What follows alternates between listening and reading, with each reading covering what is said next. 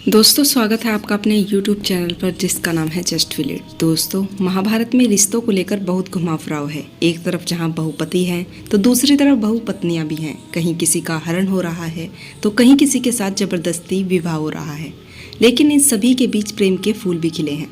महाभारत में यूं तो कई प्रेम कहानियां हैं, लेकिन मैं आपके लिए लाई हूं कुछ ऐसी प्रेम कहानियां जिनको लेकर युद्ध तक की नौबत आ गई थी और इतिहास बदल गया था। तो चलिए दोस्तों जानते हैं उन कहानियों के बारे में विस्तार से।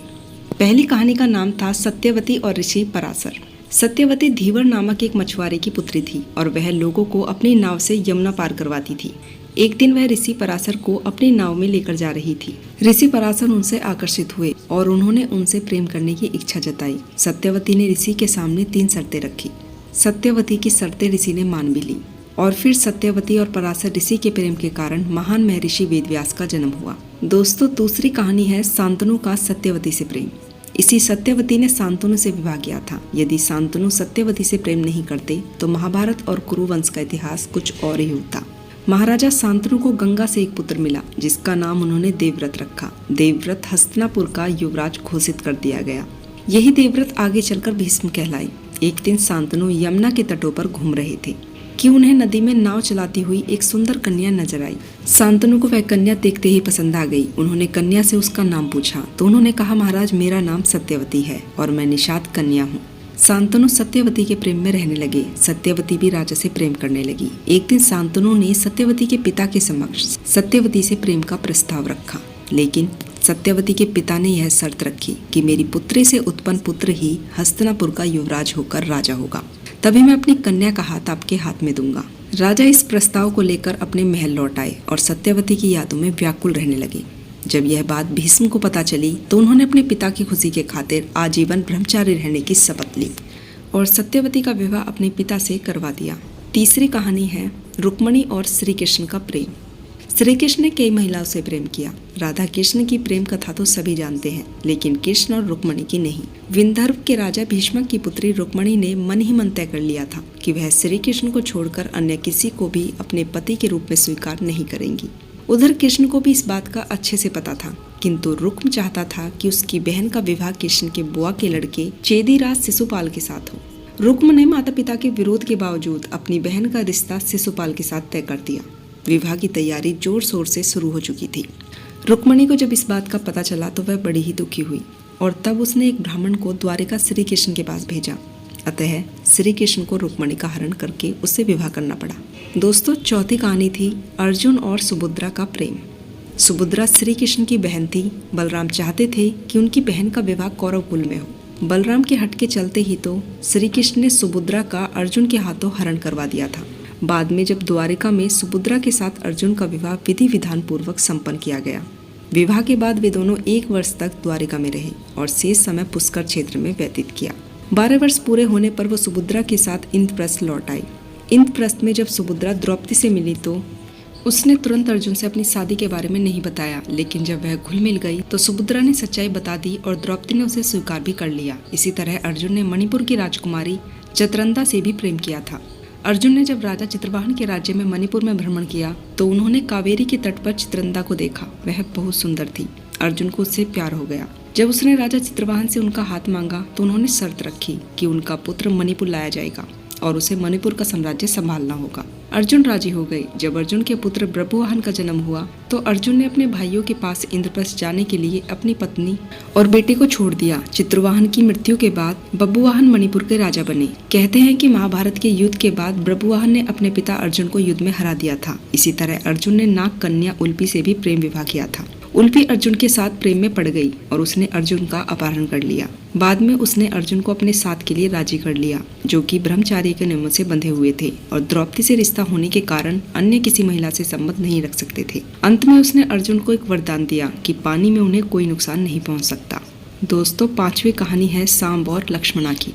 भगवान कृष्ण की 8 पत्नियों में से एक जाम्बवती थी। दोस्तों जाम्बवती और कृष्ण के पुत्र का नाम सांब था। महाभारत के अनुसार इस सांब का दिल दुर्योधन और भानुमति की पुत्री लक्ष्मणा पर आ गया था और वे दोनों प्रेम करने लगे थे। दुर्योधन के पुत्र का नाम लक्ष्मण था और पुत्री का नाम लक्ष्मणा था। दुर्योधन अपनी पुत्री का विवाह श्री कृष्ण के पुत्र से नहीं करना चाहते थे, इसलिए एक दिन सांब ने लक्ष्मणा से प्रेम विवाह कर लिया और लक्ष्मणा को अपने रथ में बिठाकर द्वारिका ले जाने लगे। जब यह बात कौरवों को पता चली तो कौरव अपनी पूरी सेना लेकर साम से युद्ध करने के लिए आ पहुंचे। कौरवों ने साम को बंदी बना लिया। इसके बाद जब कृष्ण और बलराम को पता चला तब बलराम हस्तिनापुर पहुंच गए। बलराम ने कौरवों से निवेदन किया कि साम को मुक्त कर दे और लक्ष्मणा को भी विदा कर दें, लेकिन कौरवों ने बलराम की बात नहीं मानी। ऐसे में बलराम का क्रोध जागृत हो गया। तब बलराम ने अपना रौद्र रूप प्रकट किया। वे अपने हल से हस्तिनापुर की संपूर्ण धरती को खींचकर गंगा में डुबाने चल पड़े। यह देखकर कौरव भयभीत हो गए। संपूर्ण हस्तिनापुर में हाहाकार मच गया। सभी ने बलराम से माफी मांगी और तब सांब और लक्ष्मणा के साथ विदा कर दिया गया। बाद में द्वारिका में सांब और लक्ष्मणा का वैदिक रीति रिवाज से विवाह संपन्न हुआ। दोस्तों, छठी कहानी है हिडिंबा और भीम की। पांचों पांडव लक्षागृह से बचने के बाद एक रात जंगल में सो रहे थे और भीम पहरा दे रहे थे। जिस जंगल में वो सो रहे थे वह जंगल राक्षस राज हिडिंब का था। उसकी पुत्री का नाम हिडिंबा था, जो कि एक नरभंसक थी। उसने जंगल में भीम को देखा और उसके प्यार में पड़ गई। उसने अपना भेष बदलकर भीम से शादी करने का प्रस्ताव रखा। बहुत कठिनाइयों के बाद दोनों की शादी हो गई और दोनों कुछ समय तक साथ रहे। जब भीम ने उसे छोड़ दिया उसके बाद उसने घटोत्कच को जन्म दिया, जिसकी उसने बिना किसी पश्चाताप के अकेले देखभाल की। दोस्तों, 7वीं कहानी थी अर्जुन और उल्पी का प्रेम। अर्जुन की चौथी पत्नी का नाम उल्पी था। कहते हैं कि उल्पी जलपरी थी। उन्हीं ने अर्जुन को जल में हानि रहित रहने का वरदान दिया था। इसके अलावा उसने चित्रंदा और अर्जुन के पुत्र वृभुवाहन को युद्ध की शिक्षा दी थी। महाभारत युद्ध में अपने गुरु भीष्म पितामह को मारने के बाद ब्रह्मपुत्र से शापित होने के बाद उल्पी ने ही अर्जुन को शाप मुक्त भी किया था। दरअसल एक बार अर्जुन ने युधिष्ठिर और द्रौपदी को एकांत में देखकर वैवाहिक नियम भंग कर दिया था, जिसके चलते उन्होंने स्वच्छता पूर्वक 1 वर्ष के लिए तीर्थ भ्रमण कर इंद्रप्रस्थ छोड़ दिया था।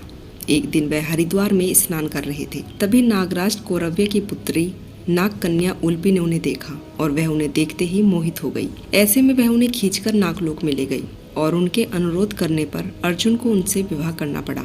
अर्जुन ने नागराज के घर में ही रात्रि व्यतीत की। फिर सूर्योदय होने पर उल्पी के साथ अर्जुन नागलोक से ऊपर उठे और फिर से हरिद्वार होते हुए गंगा नदी के तट पर पहुंचे। उल्पी उन्हें वहां छोड़कर पुनः अपने घर लौट गई। जाते समय उसने अर्जुन को यह वरदान दिया कि आप जल में अजय होंगे और सभी जलचर आपके वश में रहेंगे। अर्जुन और नागकन्या उल्पी के मिलन से अर्जुन को एक वीरवार पुत्र मिला, जिसका नाम इरावान था। भीष्मपुर के 90वें अध्याय में संजय धृतराष्ट्र को इरावान का परिचय देते हुए बताते हैं कि इरावान नागराज कौरव्य की पुत्री उल्पी के गर्भ से अर्जुन द्वारा उत्पन्न किया गया था। नागराज की वह पुत्री उल्पी संतानहीन थी। उसके मनोनीत पति को गरुड़ ने मार डाला था, जिससे वह अत्यंत दीन व दान्य हो रही थी।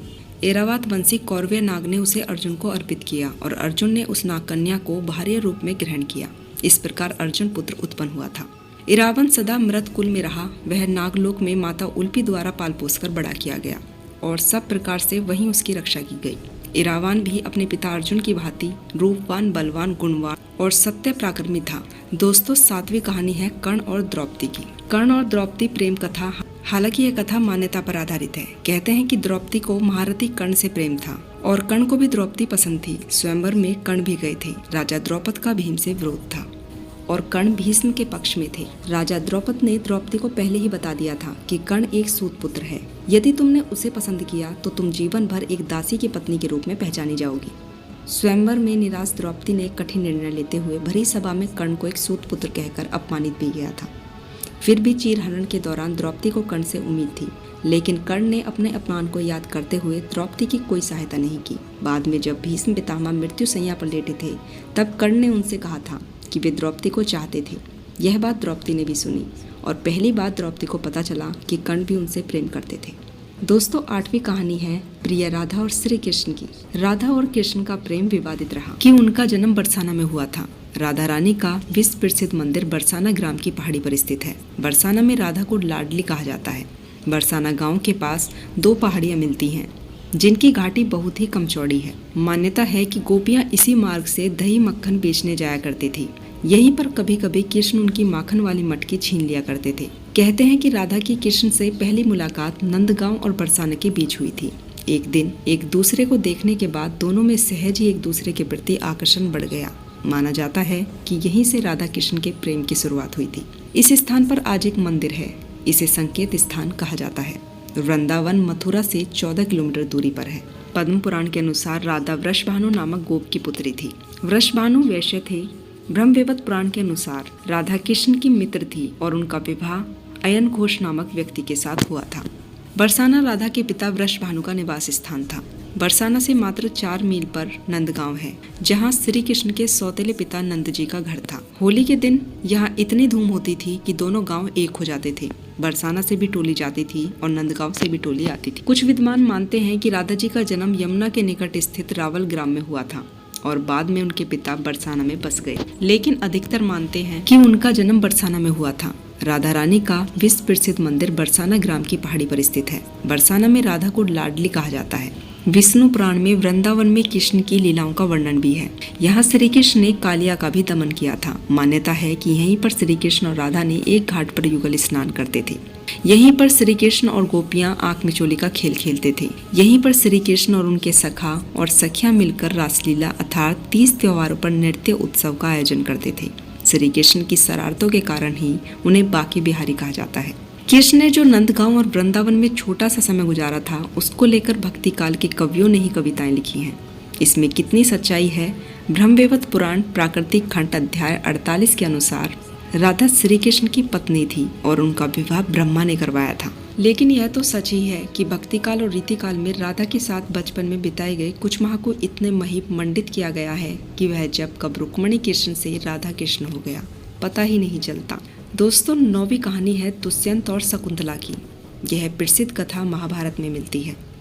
परुवंश के राजा दुष्यंत और शकुंतला के पुत्र भरत की गणना महाभारत में वर्णित 16 सर्वश्रेष्ठ राजाओं में होती है। कालिदास कृत महान संस्कृत ग्रंथ अभिज्ञान शकुंतलम के एक वृत्तांत के अनुसार राजा दुष्यंत और उनकी पत्नी शकुंतला के पुत्र भरत के नाम से ही भारतवर्ष का नामकरण हुआ। मरुन द्रोणों की कृपा से ही भरत को भारद्वाज नामक पुत्र मिला। भारद्वाज महान ऋषि थे। चक्रवर्ती राजा भरत के चरित्र का उल्लेख महाभारत के आदि पर्व में भी है। एक दिन राजा दुष्यंत ने वन में कण्व ऋषि के आश्रम में शकुंतला को देखा और वे उस पर मोहित हो गए। शकुंतला विश्वामित्र और मेनका की संतान थी। दोनों ने गंधर्व विवाह किया और वन में ही रहने लगे। शकुंतला के साथ अच्छे दिन बिताने के बाद राजा पुनः अपने राज्य जाने लगे और उन्होंने शकुंतला को वापस लौटकर उन्हें ले जाने का वादा किया। वे अपनी निशानी के रूप में अंगूठी देकर चले गए। एक दिन शकुंतला के आश्रम में ऋषि दुर्वासा आए। शकुंतला ने उनका उचित सत्कार नहीं किया तो उन्होंने उसे श्राप दे दिया कि जा तू जिसे याद कर रही है वह तुझे भूल जाएगा। गर्भवती शकुंतला ने ऋषि से अपने किए की माफी मांगी। ऋषि का दिल पिघल गया। उन्होंने कहा कि कोई निशानी तुम उन्हें बताओगी तो उन्हें याद आ जाएगा। शकुंतला राजा से मिलने के लिए निकल ली। रास्ते में वह अंगूठी एक तालाब में गिर गई, जिसे मछली ने निगल लिया। शकुंतला राजभवन पहुंची, लेकिन राजा दुष्यंत ने उसे पहचानने से इनकार कर दिया। राजा दुष्यंत द्वारा शकुंतला के अपमान के कारण आकाश में बिजली चमकी और शकुंतला की मां मेनका उसे ले गई। उधर वो मछली एक मछुआरे के जाल में फंस गई। जिसके पेट से वो अंगूठी निकली तो मछुआरे ने उस अंगूठी को कीमती समझकर राजा दुष्यंत को भेंट कर दी। राजा दुष्यंत ने जब उस अंगूठी को देखा तो उन्हें सब कुछ याद आ गया। राजा दुष्यंत बहुत पछताए। कुछ समय बाद इंद्रदेव के निमंत्रण पर देवों के साथ युद्ध करने के लिए राजा दुष्यंत इंद्र नगरी अमरावती गए। युद्ध के बाद आकाश मार्ग से वे वापस लौट रहे थे, तभी उन्हें रास्ते में कश्यप ऋषि के आश्रम में एक सुंदर बालक को खेलते हुए देखा। मेनका ने शकुंतला को कश्यप ऋषि के आश्रम में छोड़ा हुआ था। जब उस बालक को राजा दुष्यंत ने देखा तो उसे देखकर उनके मन में प्रेम उमड़ गया और वो देखते ही उस बालक को गोद में उठाने के लिए खड़े हो गए। तो शकुंतला की सखियों ने कहा कि राजन, आप इस बालक को छुओगे तो इसकी भुजा में बंधा हुआ काला डोरा सांप बनकर आपको डस लेगा। राजा ने इस चेतावनी पर ध्यान नहीं दिया और उस बालक को गोद में उठा लिया। लेकिन बालक को उठाते ही उनकी भुजा में बंधा हुआ काला डोरा टूट गया, जो उनके पिता की निशानी थी। शकुंतला की सहेली ने सारी बात शकुंतला को बताई तो वो दौड़ती हुई राजा दुष्यंत के पास आई। राजा दुष्यंत ने शकुंतला को देखते ही पहचान लिया और अपने किए की क्षमा मांगी और उन दोनों को अपने राज्य ले गए। महाराज दुष्यंत और शकुंतला ने उस बालक का नाम भरत रखा, जो आगे चलकर एक महान प्रतापी सम्राट बना। दोस्तों, आपको यह कहानियाँ कैसी लगी? अगर आपको यह कहानियाँ पसंद आई हों तो चैनल से जुड़े रहने के लिए चैनल को सब्सक्राइब करें और मोटिवेट करने के लिए वीडियो को लाइक करें। तो दोस्तों, मिलती हूँ कल अन्य प्रकार की जानकारियाँ लेकर। तब तक के लिए आप अपना ध्यान रखें, खुश रहें। जय सनातन, जय श्री राम।